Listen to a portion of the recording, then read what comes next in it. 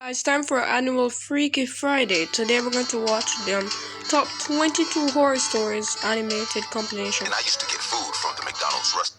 My name is Brandon White. Okay. And I used to get food from the McDonald's restaurant close to my house every day.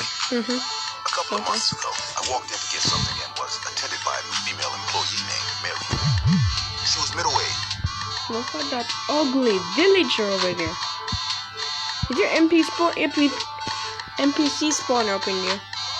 How the hell did Quasimodo Squidward hybrid be coming out here with that ugly face?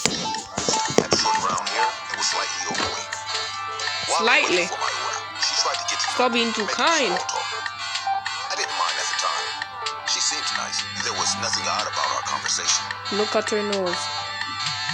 And she was not slightly overweight. Oh, fuck.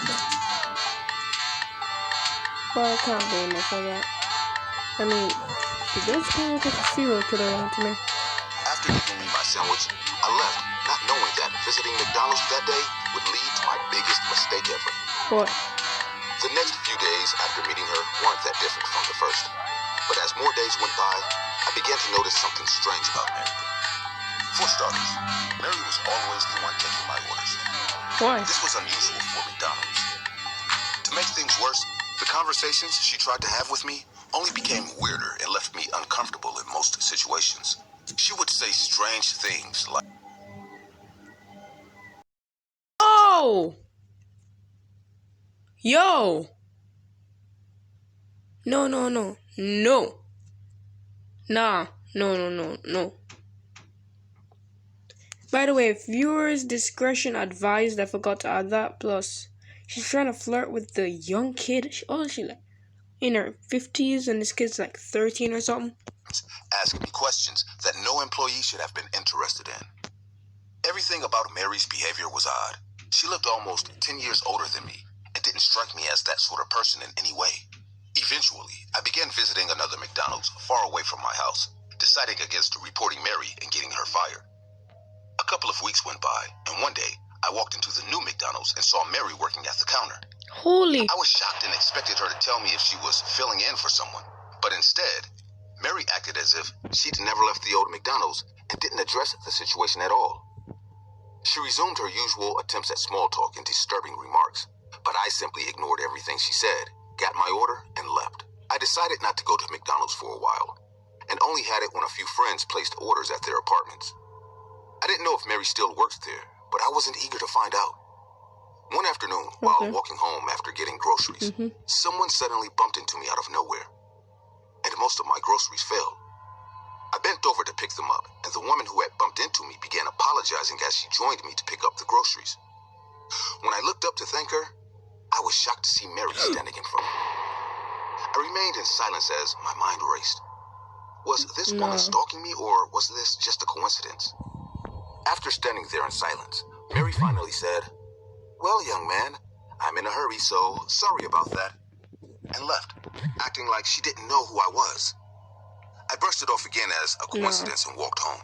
That wasn't a coincidence. That was As the I got first home, step for I Jeffrey Dahmer's realized story. my house keys weren't on me. But I was in a hurry and figured I had probably left without them. So I quickly got my spare key from under the mat, dropped my groceries inside, and left to meet up with my colleagues. Lock the door and My board coworkers it and up. I spent a couple of hours getting drunk and playing games on our day off. I left and headed home. But as I opened my door, something about it felt different. That feeling you get when someone else has been in your home was everywhere. But I was wasted, and all I wanted to do was take a shower. So I quickly looked around. Who could be calling me? So I ended the calling meeting. About 3 minutes later, my phone rang again, and it was the same number.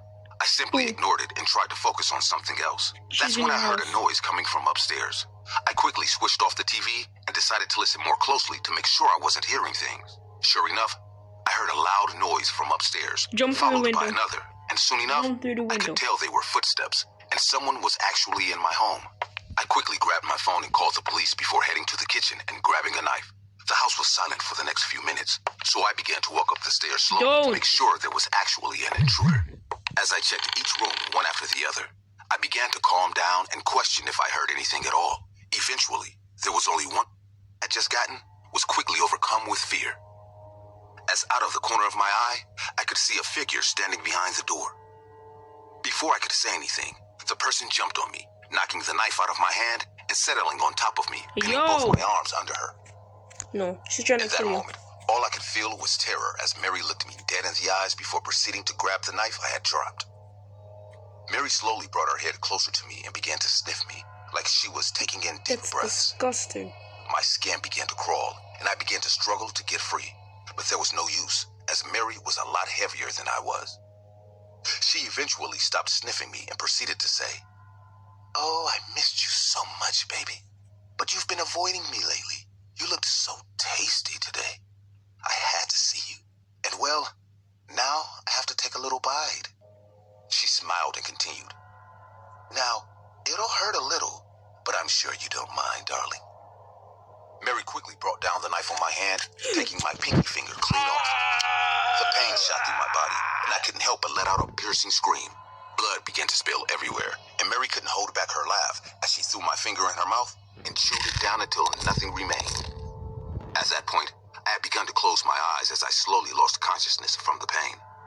That's when Mary said, "No, baby, don't do that.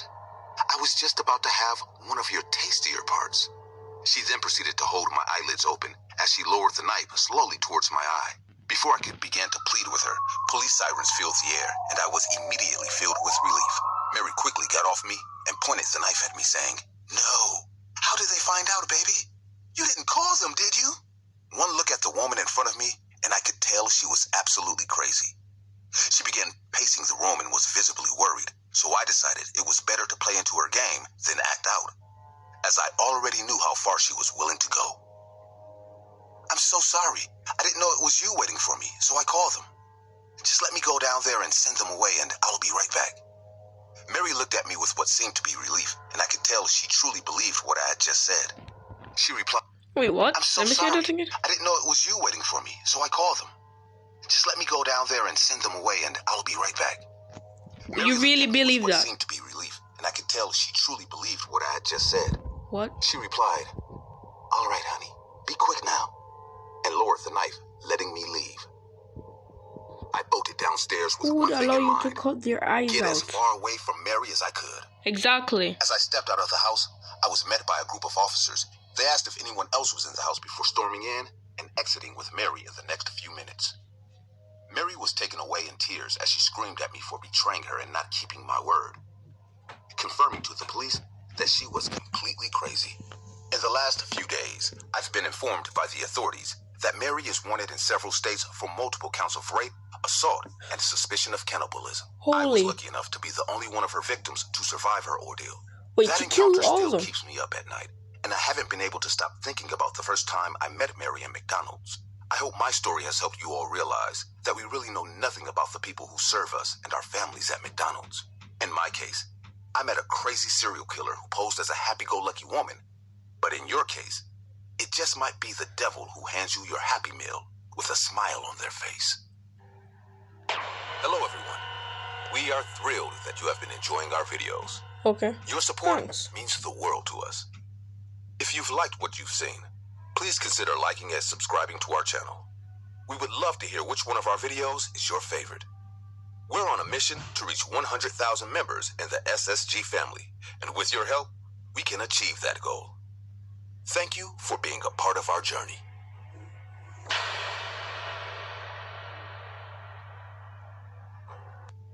Okay. The next video, we're only going to do 3 for today, and then we can Christmas is finish it usually one of the best next holidays few of the hours, year. like tomorrow. The kids are always happy. Also, I'd like to apologize for missing the actual Freaky Friday because it's Saturday. So, I need to apologize for that because I was busy yesterday. I'm just going to do that. I'm sorry. There's food, parties, and presents. It's really that time of year when we can leave all our problems behind and concentrate on being happy. Oh, Even that's if it's quite just for a nice. day or two. The story I'm about to tell you was just before Christmas. In those days when we were getting ready for the holidays, and it was all happy times. What neither I nor my children expected was that those moments of happiness would be interrupted because we had an appointment with the unknown. What? Something we didn't understand at the time, and still don't today, was stalking us. And you know what? It still is. If you don't Wait, know what? what you're up against, how can you defeat it? It all started on a snowy day. During those days, we decided to take a mini vacation and went to my parents' country house. Okay. My wife was hesitant to go since we had a lot of work to do when we got back. But the kids were on vacation from school and insisted all year to go. So we indulged them.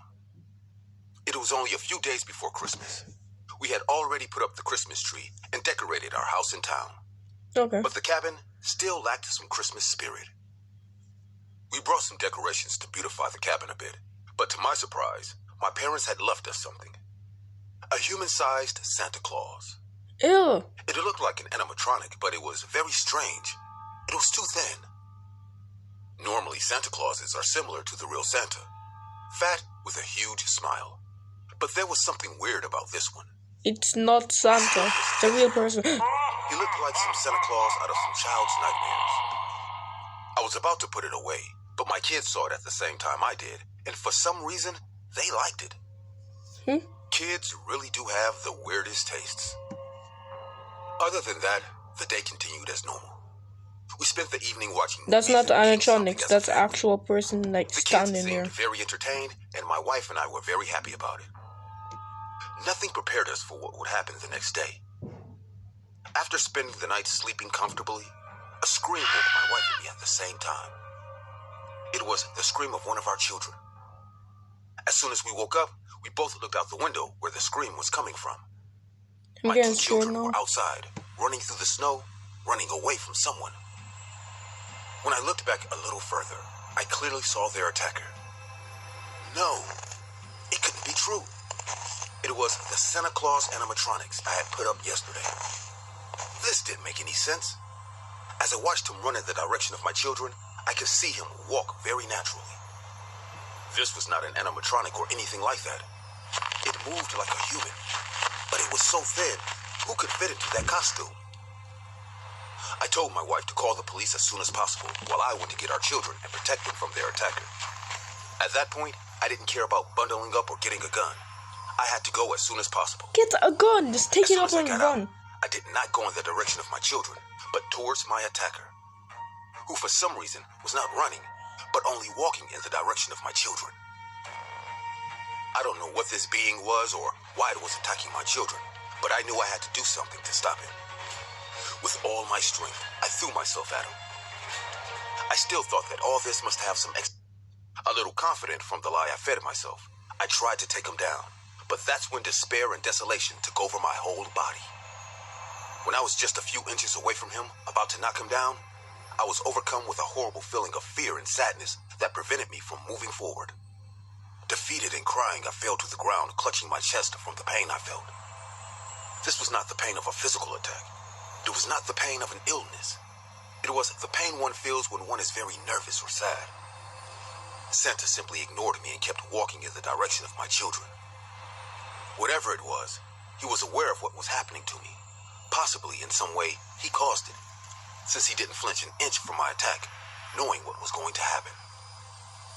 After a few seconds that felt like hours, I gathered all my strength to get up and follow him. The pain and sadness I felt at that moment, with every centimeter I ran, I could feel that horrible feeling taking over my body again. The pain in my chest was getting bigger and bigger. I couldn't be far away.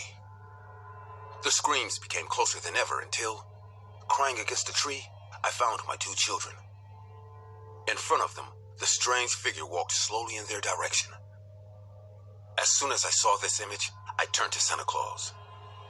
You would think that nothing had changed from the last time I did it, and ended up on the ice crying. But for me, everything had changed.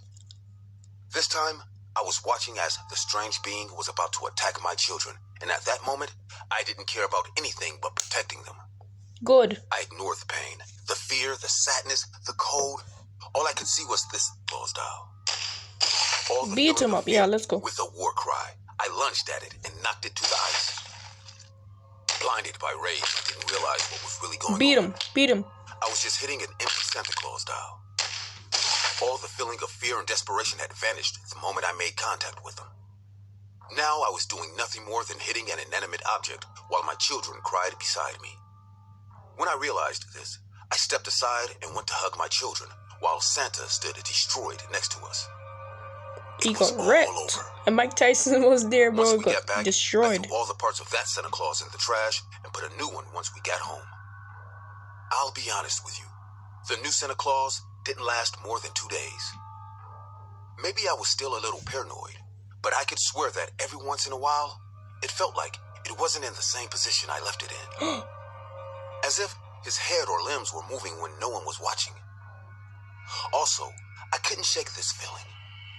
This feeling of paranoia that when I was near him, I was constantly being watched. No. For their part, my children didn't talk about it, but I could see in their eyes that they were terrified. At first, my wife thought everything I told her was a joke. But over time, she began to believe us. Although part of her thinks it's a strange collective paranoia. I can't blame her, and I can't blame you if you don't believe me. Not even in my wildest nightmares could I think something like this could happen. But I guess, as a human, there are things we can never understand. And you know Go what? home. It's okay. I don't want to understand what happened that day. I just don't want it to happen again. I just want my family to be safe. Burn the place down. Go somewhere else. Working at Or Burger sell King it. was an average job for a guy like me. It's the Often last nights video, were guys. quiet, with only a handful of customers coming in for a Nah, quick let's dinner do one before more after closing. this. But on that particular night, the story I'm about to tell you was anything but ordinary. Okay. I was alone on the night shift, as usual, and the clock read 10 p.m. It always starts here. When you're by yourself, monsters come and try to kill you. You know what? Get your friends, get your family members. You all work at the same time. So in case anything goes off, you guys can 3v1 the killer or something. The night Okay, was let's see. cold and dark, and the rain was pounding on the windows of the restaurant, creating a gloomy atmosphere. I had finished cleaning the tables Have you never and was read about to Goosebumps close before? when I saw a lone man standing outside in the pouring rain. No. He wore a black jacket and a hat that hid half his face. But something He's a about his monster. posture sent a shiver down my spine. I still couldn't refuse entry to a customer, so I opened the door for him. The man walked in without saying a word, just staring at me with his cold, dark eyes. He ordered a hamburger and a soda, and I prepared his order. The atmosphere in the restaurant was strange, as if silence and tension had taken over the place. As I delivered his food, I tried to make friendly conversation, but the man didn't respond. He just kept staring at me. Something in his gaze made me uneasy, but I decided not to pay much attention to it. The man sat in a corner of the restaurant, alone, silent. I continued with my usual tasks, but I couldn't help but feel watched. A few minutes passed, and I noticed that the man didn't touch his food. He just sat there, looking at me. That's weird. I felt uncomfortable, as if I were in a scene from a horror movie. It is. Finally, I decided to approach him and ask if everything was okay. I walked up to his table and spoke to him. "Is everything all right, sir?" The man looked up, but instead of answering, he smiled in a disturbing way. It was a smile that didn't reach his eyes, and his teeth looked sharp as knives. At that moment, I knew something wasn't right, but I couldn't just let it go. The man finally spoke, and his voice was soft and creepy. "I like your restaurant. It's a good place to be alone." I didn't know what to answer, so I just nodded and walked away from his table. I walked back to the counter, trying to ignore the uneasy feeling that came over me. The night was slowly progressing, If I were you, and the man was still sitting you know in his what? corner. You know what I would do? If that was me, I'm gonna run up to the boy. I'm gonna get cameras all over that joint. I'm gonna be surveying him. I'm making sure every step he makes, I'm watching. And after I see him move like 2 steps, I'm going to Mike Tyson specialist place. Make sure everyone will be able to move again. Okay, I'm going to see this. Let's see. Not touching his food. I decided to call the manager and tell him what was going on. Good. The call was mysteriously cut off before I could say a word. I felt like I was trapped in a silent nightmare. I decided to take a break and headed for the bathroom.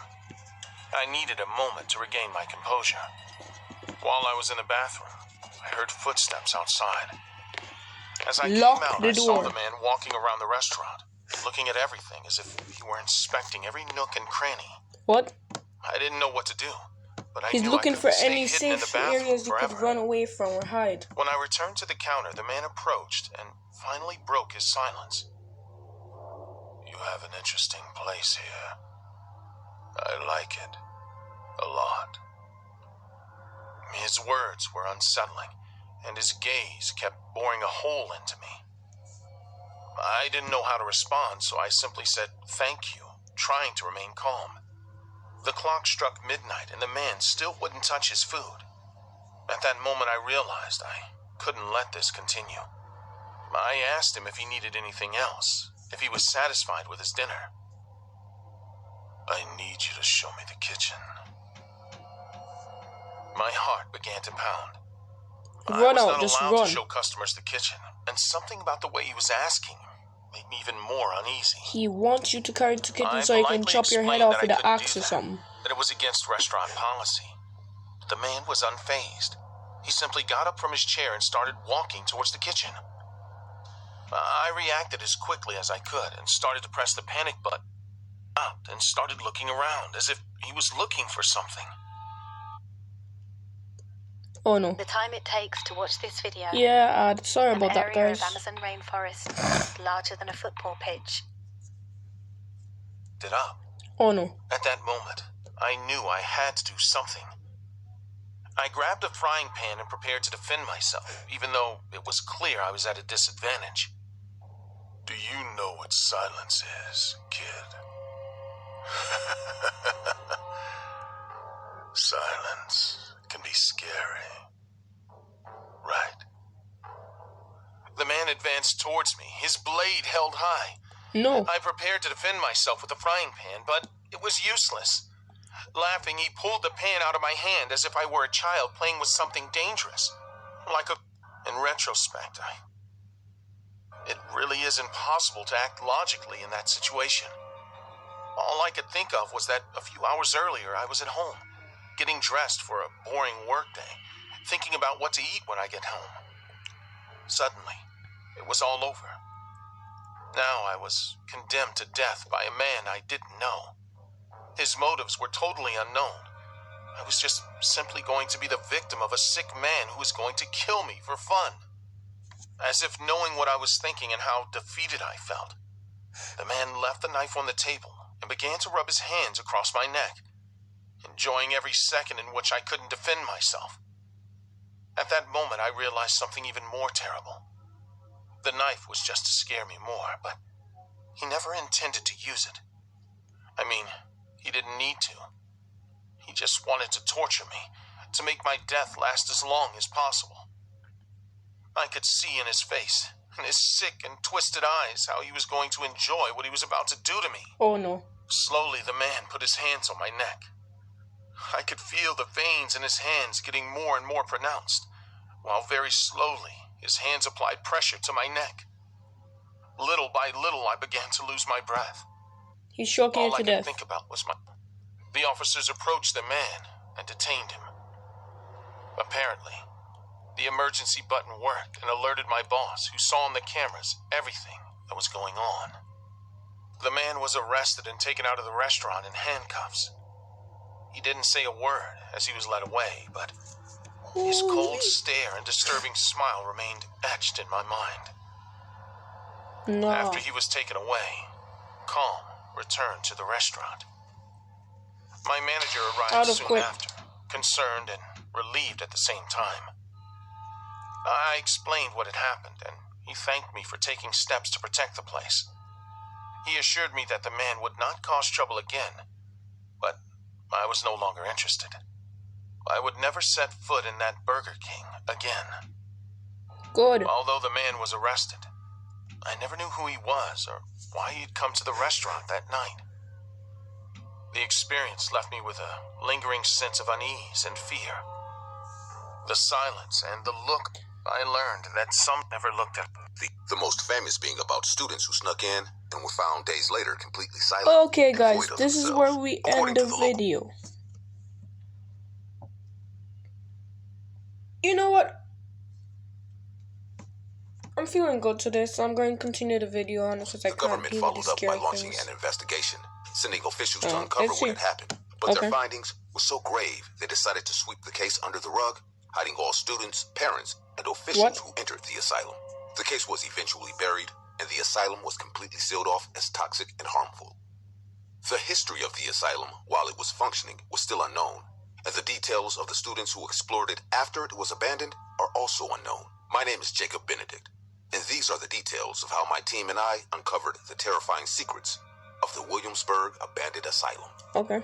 My team consisted of 5 individuals, including me, and at the time, we'd only been paranormal investigators for about 3 years. Oh. In these 3 years of working cases and seeing all sorts of things, we had come to the conclusion that despite whatever stories were told, they were just stories, and there really was no such thing as ghosts, creatures, or things that go bump at night. In this particular case, we heard first about it in March 2014, okay. and finally decided to make the trip to the asylum in June. We got to the town late that day, and didn't do much except lodge in our hotel and brief on the case. We were immediately struck by the inconsistencies and the lack of information about the asylum, which set this case apart from anything we had encountered in the past. It piqued our curiosity and fueled our determination to uncover its secrets. The next day, we headed into town and split up into 2 groups, with 3 of my colleagues heading to the library to try to find out more about the history of the asylum, while Jessica, another one of my colleagues, and I went around town asking locals for any information they had. "Excuse me, ma'am. Do you mind if we ask you a few questions?" I said as we approached a middle-aged lady in the street. She replied with, "Yes, sure. But I'm in a hurry and I don't have much time." "Yeah, no problem. It'll be quick. Can you provide us with any information on your town's old asylum?" I said. Really? The expression on her face changed slightly before responding with, "Well, I can't tell you much. If it has to do with that asylum, I know just as much as you." Her response shocked me, as I had assumed a local would have a lot more information than we did. So I said, "Oh, I apologize. I had assumed since you lived here you'd know a lot more than I do."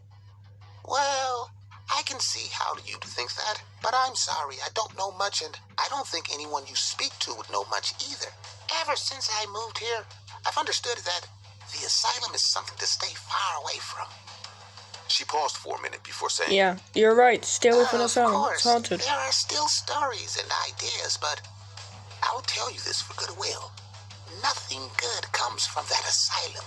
It's best you leave it alone. Good. Despite saying she knew nothing, something about this lady's warning felt real to me. I also noticed she mentioned she moved here, so I decided to ask. "So, before you leave, do you know if maybe there's anyone who grew up here and maybe knows something that could help us?" She looked annoyed but sluggishly replied, A lot of people grew up in this town, but the only one I can think of to help is Mary. Her family was involved somehow with the asylum, and she doesn't live that far." Okay. After that, the lady kindly gave us directions to Mary's house, and in less than 10 minutes, we were standing at our front door. Okay. The house was extremely large and quiet, but it was obviously old, and I could tell just by looking at it that there hadn't been any repairs in years. Oh. We knocked, and in about 2 minutes, an elderly lady opened the door slightly. "Can I help you?" She said, standing behind the door. "Yes, we're looking for Mary. We wanted to ask a few questions about the abandoned asylum," I replied. The woman remained silent for a while before reluctantly inviting us into the home. Don't go The in. house's interior was just as run down as its exterior, with the paint peeling off and its floors confirming to me that the house was extremely old. Mary showed us a couch and informed us to wait for her here as she went to get what she needed. Okay. She returned a few minutes later with a file completely covered in dust and told us everything there was to know about the abandoned asylum was in there. After a while of talking, we discovered Mary's grandfather was head of operations at the asylum while it was running, and he passed away shortly after it was closed. She explained the file was put together by an employee at the asylum during an investigation that eventually resulted in the closing of the asylum. The case was handled quietly, and the family obtained the file after the asylum was closed, keeping it to avoid any scandals or leaks. However, when the kids went missing, the police asked Mary's father for information, and again, the file was used quietly, and the government found its contents too problematic and swept the case under the rug. Mary appeared emotional talking about this. She proceeded to tell us she'd uncovered the contents of the file after her father's passing and had been burdened by the guilt of keeping it all hidden. I wasn't going to help you at first, but you seem like good people. I think you will do the right thing with that file and bring light to the activities of what went down at that asylum.